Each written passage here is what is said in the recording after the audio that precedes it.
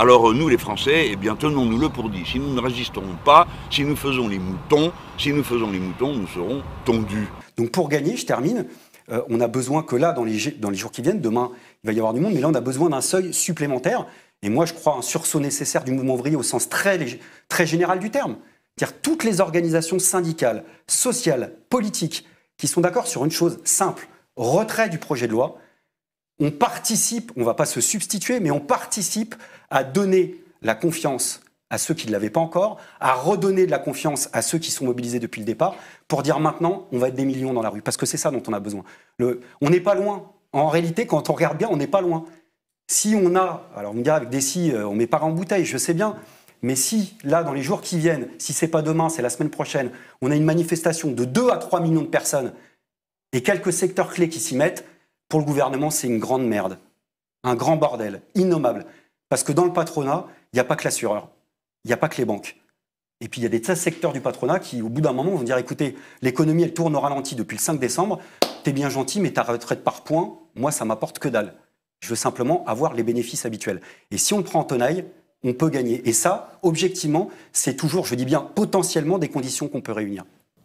J'appelle tous les Français, quelles que soient leurs convictions, à se mobiliser avec l'intersyndicale pour participer au mouvement de protestation contre cette réforme des retraites. Nous ne devons pas laisser Macron et le gang qui l'entoure détruire l'essence même de ce qui fait la France.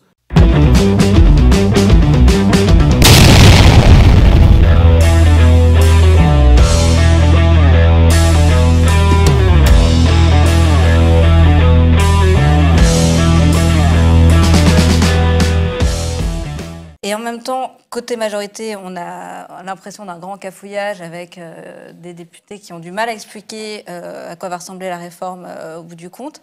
Comment est-ce que vous expliquez que finalement le gouvernement continue d'avancer et semble inflexible et on a l'impression qu'il ne va pas flancher? Peut-être Marine Tondelier, est-ce que vous avez un commentaire à faire sur cette espèce de contradiction entre un mouvement social très fort, un gouvernement pas si fort que ça, et en même temps, on a l'impression que c'est le gouvernement qui va peut-être gagner la partie. Je n'ai pas cette impression-là, forcément. Après que le gouvernement continue à dérouler et en faisant mine d'aller jusqu'au bout, c'est quelque part, ils sont dans leur rôle.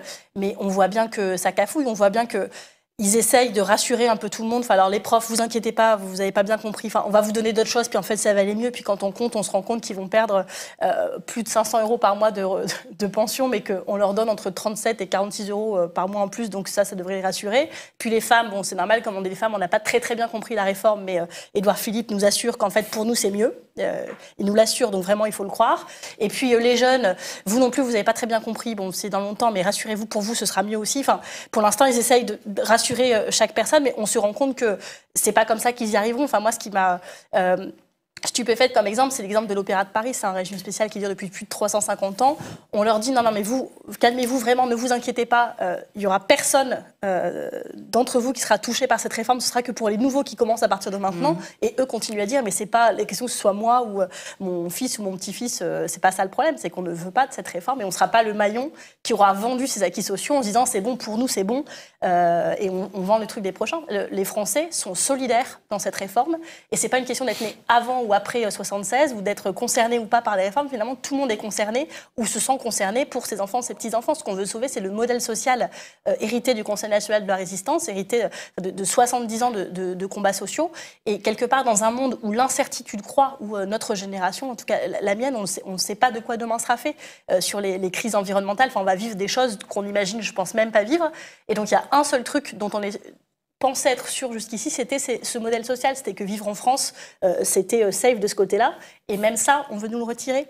Et donc, il ne faut pas s'étonner que cette grève, elle dure déjà depuis 6 semaines et elle ne va pas s'arrêter tant que ce projet de loi restera en l'état ou restera tout court à l'ordre du jour. Ça, moi, je ne pense pas que le fait que le gouvernement fasse mine d'aller jusqu'au bout soit un échec en soi. Olivier Besancenot, pourquoi ce gouvernement, comme le disait Pauline, se sent visiblement si sûr de lui, au-delà du jeu de rôle peut-être? Mais je ne crois pas qu'il est sûr de lui. J'y crois pas une seule seconde. On est dans la posture et dans le rapport de force. Il y a des moments dans des grèves. Là, on est dans un moment particulier. Et on est dans les prolongations, je ne sais pas, mais on est dans cette phase où le gouvernement est en train de griller ses dernières cartouches. Et leur seule force, ça sera la faiblesse du camp d'en face. Et parce que 42 jours, c'est long. Le gouvernement joue la carte de l'épuisement, de la fatigue. Et c'est vrai que c'est compliqué. Une grève, c'est jamais fulgurant. Il y a des hauts, il y a des bas, il y a des périodes de doute. Et c'est légitime de parler des doutes. En plus, dans une grève démocratique, on parle du doute, de fait de reprendre, pas reprendre. Est-ce que les autres secteurs s'y mettent? On est dans ce moment-là. Et dans ce moment-là, ça veut dire qu'il y a une perspective devant nous. Moi, je pense que le gouvernement, en effet, est pris entre plein de contradictions, est pris aussi en tenaille. Ces différents paris n'ont pas fonctionné jusqu'à présent. Les vacances, ça devait être plié. L'opinion devait se retourner. L'opinion est toujours du côté de la rue. L'opinion est toujours contre le projet de loi. Et puis après les mobilisations, vous savez, c'est comme la météo. On vous annonce une température et puis il y a la température ressentie. Je peux vous dire que vous annoncez tous les jours qu'à la RATP, la SNCF, ça va mieux. Vous allez sur les trottoirs parisiens, on ne va pas vous sortir ça. Même s'il y a une tendance à la reprise. Parce que ça aussi, c'est légitime. Mais je veux dire, on a globalement le sentiment qu'il y a une mobilisation qui continue. En plus, il y a les déchetteries qui s'y mettent, il y a les avocats, il y a ce qui se passe dans les ports. Bref, en gros, pour faire vite, de leur point de vue, le bordel continue. Et c'est un problème. Le problème, c'est qu'il y a un seuil qualitatif, pour l'instant, auquel on est confronté. Donc là, la balle est dans le camp social et politique. Pour moi, on ne va pas tourner autour du pot 36 000 ans. Voilà, on a des jours qui viennent pour être capable de franchir ce seuil quantitatif et qualitatif. Il n'y a pas de bouton magique pour ça, mais il y a des responsabilités. Et la responsabilité, c'est d'avoir conscience, je crois, d'une chose, c'est que contrairement à 95, la grève par procuration, ça ne marche pas. C'est-à-dire en comptant sur les secteurs des voilà, transports, qu'on avait appelé ça, de blocage. En effet, pendant l'hiver 95, c'était les usagers solidaires des cheminots de la RATP. Il y a encore ça. C'est-à-dire, aujourd'hui, vous faites des trucs de ouf, même dans les embouteillages, vous faites des caisses de grève. Il y a des gens qui donnent, il y a des gens qui attendent à l'accueil de la SNCF, je ne dis pas que c'est le cas pour tout le monde, qui n'ont pas de ticket à la sortie et qui donnent dans la caisse de grève et qui disent « tenez bon ». Le problème, c'est qu'on ne va pas gagner comme ça. Je préfère être franc, on ne va pas gagner comme ça. Il va falloir que chacun et chacune s'y mette un minimum. Et là, il y a un problème de confiance plus qu'un problème de conscience. Moi, je pense que, quand je disais toutes les cartes sont épuisées, on nous a fait le coup du côté du pouvoir. D'abord, on s'est mobilisé contre une rumeur depuis le septembre. En gros, on fantasmait, on ne savait pas ce qu'il y avait dedans, on était des paranoïaques, attendez, vous allez voir. Finalement, on ne s'était pas trompé. Donc après, on nous a fait le coup qu'on se mobilisait contre une incompréhension. On ne savait pas ce qu'il y avait dans la réforme, donc on a nous expliqué. D'ailleurs, Macron, il est toujours dans ce timing-là. Hier, il a fait encore une déclaration pour dire que quand on explique bien, on comprend. Donc lui, c'est la pédagogie de la grève. Et puis, on nous a fait une dernière cartouche, et là, on est dans celle-là. C'est en fait, vous ne savez pas pourquoi vous mobilisez, on va vous expliquer. C'est l'âge pivot. Donc, en fait, vous ne savez pas, mais en fait, depuis le 5 décembre, depuis 42 jours, vous ne mobilisez pas sur le système par points, mais sur l'âge pivot. Et là, c'est comme une course de relais. Vous courez depuis le 5 décembre. Voilà, on court comme des oufs depuis le 5 décembre. Et puis, il y a Laurent Berger qui arrive et puis qui vous arrache le relais alors qu'il n'a pas couru depuis le départ. Et puis il dit, voilà, hop, je vais courir dans une autre direction, puis je trébuche juste avant la ligne d'arrivée. Dommage, perdu. Sauf que personne n'est dupe. Et dans ce projet de loi qu'on est tous en train de découvrir et éplucher sur les piquets de grève comme beaucoup d'autres, il y a notamment l'article 64, où là aussi on nous expliquait qu'on était des grands paranoïaques, expliquait qu'avec le système par points, en effet, il y aurait énormément, une écrasante majorité de perdants et que les pensions allaient perdre et que par voie de fait, on serait obligé de faire appel aux retraites complémentaires, donc à développer le marché qu'attendent les assureurs comme BlackRock ou AXA et tous les assureurs français. L'article 64, il dit quoi? Il stipule ni plus ni moins, on a un projet de loi qui demande au secteur de l'assurance de se mettre en mouvement pour faire fructifier l'épargne retraite dans la loi Pacte. C'est-à-dire qu'on a, dans l'article 64, l'aveu même qu'en effet, derrière ça, c'est pas de la paranoïa, on est bien dans le choix de société dont on parle. Donc pour gagner, je termine, on a besoin que là, dans les jours qui viennent, demain, il va y avoir du monde, mais là, on a besoin d'un seuil supplémentaire. Et moi, je crois un sursaut nécessaire du mouvement ouvrier au sens très général du terme. C'est-à-dire toutes les organisations syndicales, sociales, politiques, qui sont d'accord sur une chose simple, retrait du projet de loi. On participe, on ne va pas se substituer, mais on participe à donner la confiance à ceux qui ne l'avaient pas encore, à redonner de la confiance à ceux qui sont mobilisés depuis le départ, pour dire maintenant, on va être des millions dans la rue. Parce que c'est ça dont on a besoin. On n'est pas loin. En réalité, quand on regarde bien, on n'est pas loin. Si on a, alors on me dira avec des si, on ne met pas en bouteille, je sais bien, mais si, là, dans les jours qui viennent, si ce n'est pas demain, c'est la semaine prochaine, on a une manifestation de 2 à 3 millions de personnes et quelques secteurs clés qui s'y mettent, pour le gouvernement, c'est une grande merde. Un grand bordel, innommable. Parce que dans le patronat, il n'y a pas que l'assureur, il n'y a pas que les banques. Et puis il y a des secteurs du patronat qui, au bout d'un moment, vont dire, écoutez, l'économie, elle tourne au ralenti depuis le 5 décembre, t'es bien gentil, mais ta retraite par points, moi, ça m'apporte que dalle. Je veux simplement avoir les bénéfices habituels. Et si on le prend en tenaille, on peut gagner. Et ça, objectivement, c'est toujours, je dis bien, potentiellement des conditions qu'on peut réunir. François Ruffin, est-ce que vous pensez toujours que, quand même, le mouvement social peut gagner? Et qu'est-ce que vous, aussi, en tant que parlementaire, vous pouvez faire pour donner ce fameux sursaut dont vous parliez Est-ce qu'il y a aussi un front parlementaire qui peut s'organiser D'abord, je suis joueur de foot comme Olivier Besancenot, donc le match, on le joue jusqu'à la dernière minute. Donc me dire maintenant, le match il est plié et terminé, non, c'est pas vrai. Et on joue les prolongations, on va aller au tir au but et on jouera les tirs au but. Ça, c'est la première chose. Ensuite, c'est pas comme parlementaire. Comme parlementaire, je veux dire, on va être 60 à être fortement contre. Il y aura sans doute la droite qui sera plutôt contre, mais bon, c'est pas là que ça va se jouer. Et c'est d'ailleurs le cœur du problème. Parce que, au fond, le gouvernement et le président de la République, ils ont aujourd'hui les moyens institutionnels de passer en force. C'est-à-dire de passer en force contre les syndicats. On l'a vu dans votre table ronde avant. Ils ont les moyens de passer en force contre 42 jours de grève. Ils ont les moyens de passer en force contre 75% des Français hostiles à la réforme. Ils ont moyen de passer en force, y compris contre des intellectuels qui étaient plutôt pro-Macron et que j'entends qui disent « Bon, qu'est-ce que c'est que ce bazar? On comprend rien à cette réforme, ça va plus. » Bon, ils ont les moyens de passer en force sur tout ça. Parce qu'il y a une telle concentration possible des pouvoirs dans les mains d'un seul homme que permet la Ve République, qu'au fond, on sait qu'à l'arrivée, le Parlement sera la chambre d'enregistrement des désirs du président, avec ou sans 49.3. Donc, c'est pas comme parlementaire.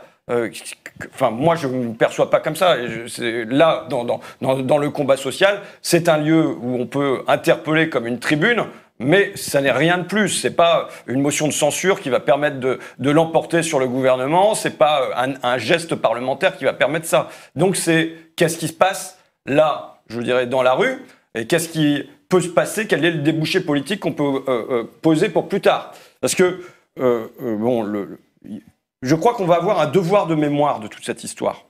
C'est-à-dire que quel que soit le résultat final, il ne faudra pas oublier que tout ça s'est fait contre 75% des Français, contre 42 jours de grève, contre les syndicats, et contre, y compris des intellectuels proches de Macron. Vous voyez, il ne faudra pas oublier ça. Ce moment où la tête du pays choisit de se détacher du corps social.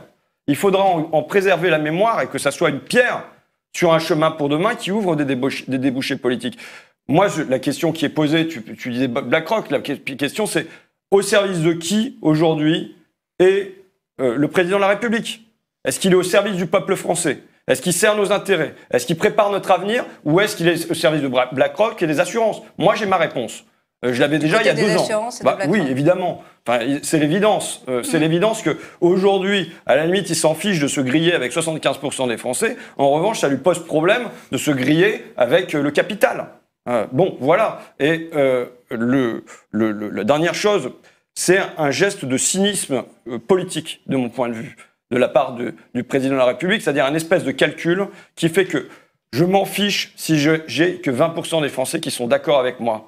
Parce que ça me suffira pour passer le cap du premier tour, ils iront voter, et il y aura une espèce de vote automatique au 2e tour. Et moi, je vois comment, en effet, on parle de la présidentielle dans cette réforme des retraites. C'est pas comme si il y avait les syndicats qui se réunissaient d'un côté, et puis les politiques qui parlaient de l'autre, et puis qu'il n'y avait pas un lien entre le mouvement social et des a priori politiques, des calculs, des stratégies, et ainsi de suite, quoi.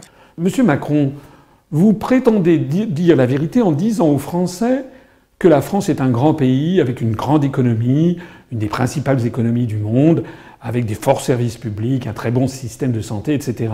Oui, c'est exact. Mais ce que les Français vous reprochent, monsieur Macron, les gilets jaunes comme les autres, c'est justement que votre politique consiste justement à démolir tous les atouts de la France. Vous-même et vos prédécesseurs appliquez servilement les directives venues de la Commission européenne, fixées dans le cadre des traités européens, et également ce que vous demandent les commanditaires qui ont financé vos campagnes électorales et qui vous ont réservé l'usage quasi exclusif des médias pendant les élections. Monsieur Macron, vous êtes en train de démolir le système de santé.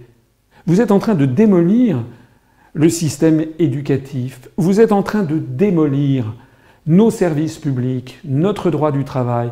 Vous êtes en train de démolir les services de recherche de la police scientifique, des instituts de recherche. Vous êtes en train de vendre à l'étranger tous nos services publics, par exemple les aéroports, comme l'aéroport de Toulouse, qui a été vendu à des escrocs chinois et à des intérêts canadiens. Vous avez vendu, vous avez participé à la vente d'autoroutes à des intérêts, et tout ceci pour une bouchée de pain, sans compter la vente du TGV à l'Allemagne. Donc ne dites pas, Monsieur Macron, que le bilan que vous présentez serait la vérité. Ça n'est pas le vôtre.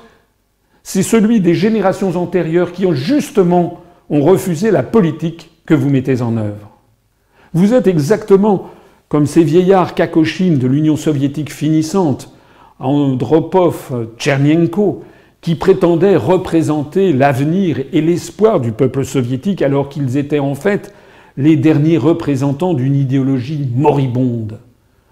Vous ne représentez aucun espoir, Monsieur Macron, parce que, en forçant les Français à rester dans le cadre européen qui est en train d'exploser, qui est en train de nous mener à notre ruine collective, justement, vous leur retirez l'espoir, de même que les dirigeants de l'Union soviétique finissante avaient retiré tout espoir.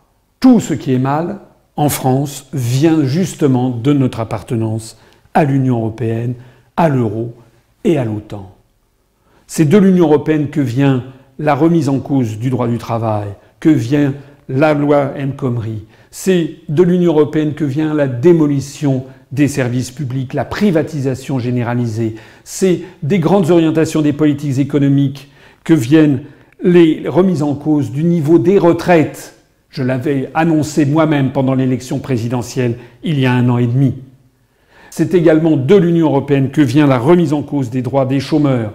Et d'ailleurs, le 30 décembre, un jour avant que vous fassiez votre discours de vœux, vous avez accepté la signature d'un décret en Conseil des ministres qui s'attaque désormais aux chômeurs.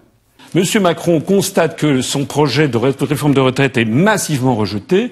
Il n'a pas d'autre solution que de le retirer. Et pourquoi il ne le retire pas et pourquoi il persiste et signe ? Parce que c'est un zombie, parce que c'est pas lui qui décide. Celui qui décide, je l'ai dit tout à l'heure, c'est la Commission européenne avec le rapport des grandes orientations des politiques économiques.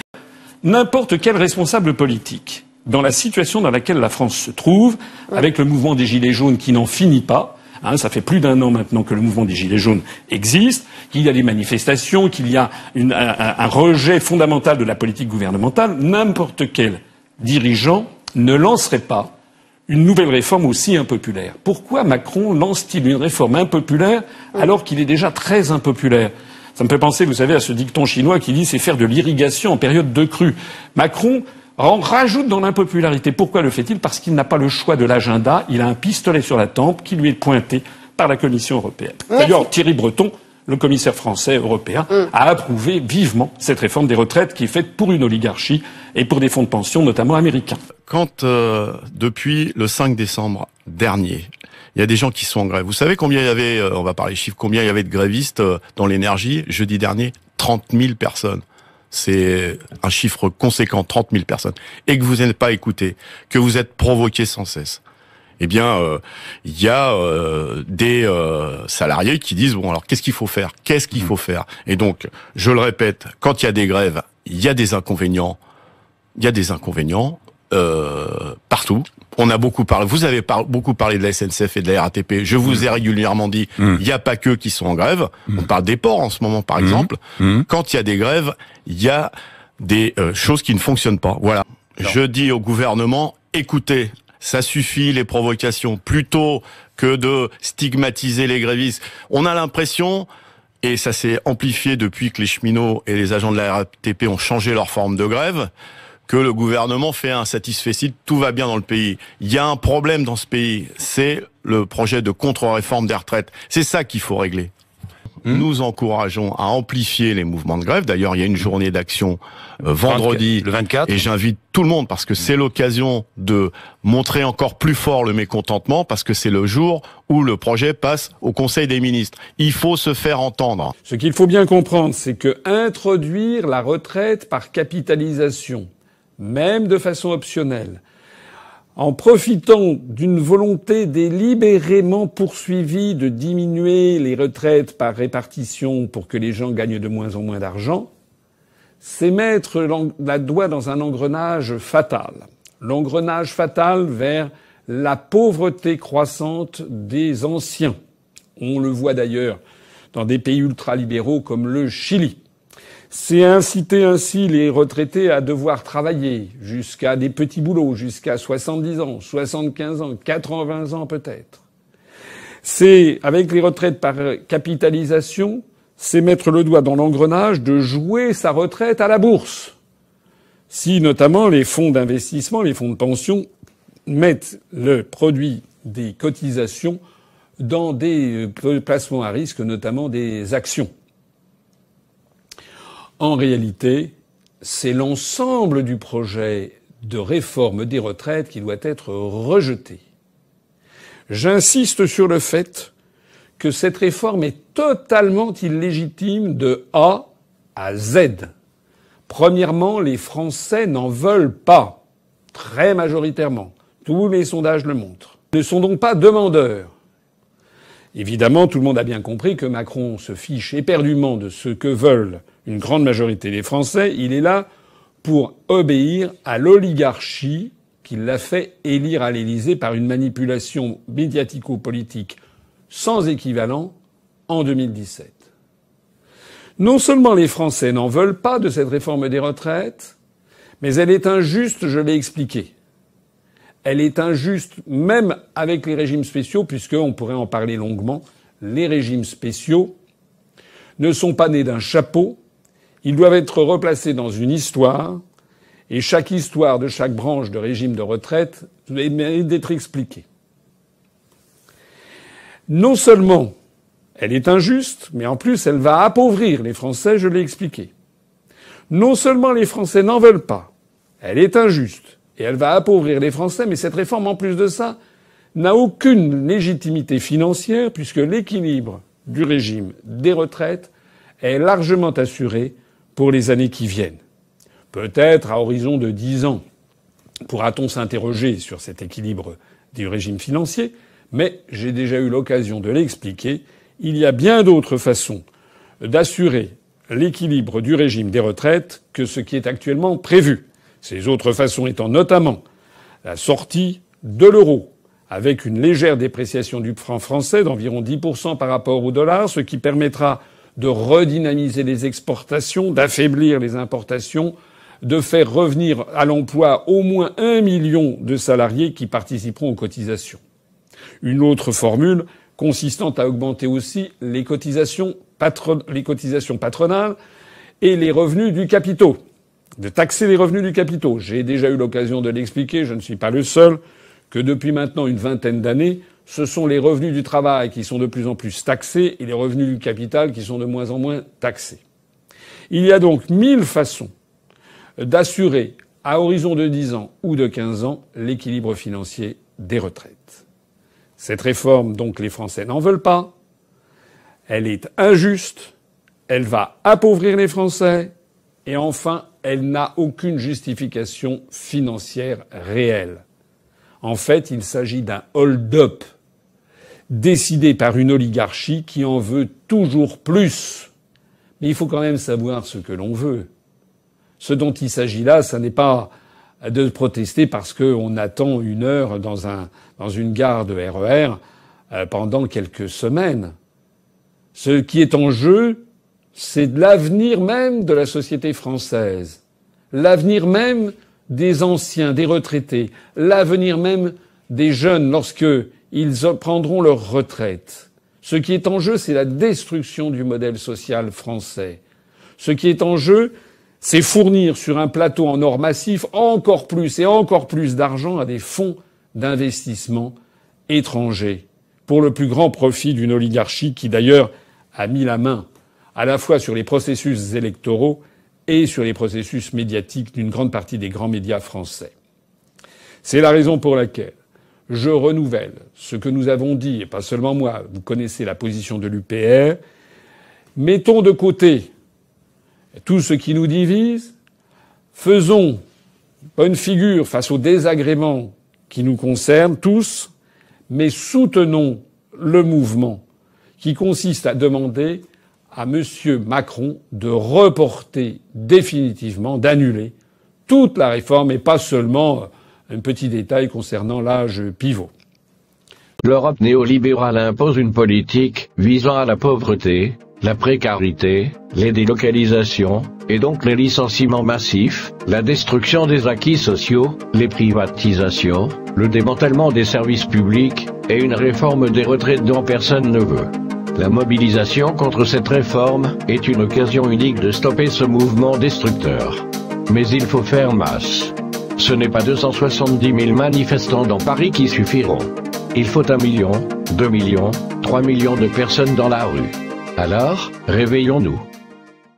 Alors nous les Français, eh bien tenons-nous-le pour dit. Si nous ne résisterons pas, si nous faisons les moutons, nous serons tondus. Moi, je pense qu'il faut véritablement, on va mettre l'accent là-dessus. Si moi je réunis les fédérations vendredi, on fait la même chose les uns les autres. Je pense qu'à un moment donné, il faut qu'on arrive à faire passer le message. On va avoir une journée, elle est annoncée, importante, symbolique, parce que c'est le jour annoncé du Conseil des ministres le 24 janvier prochain.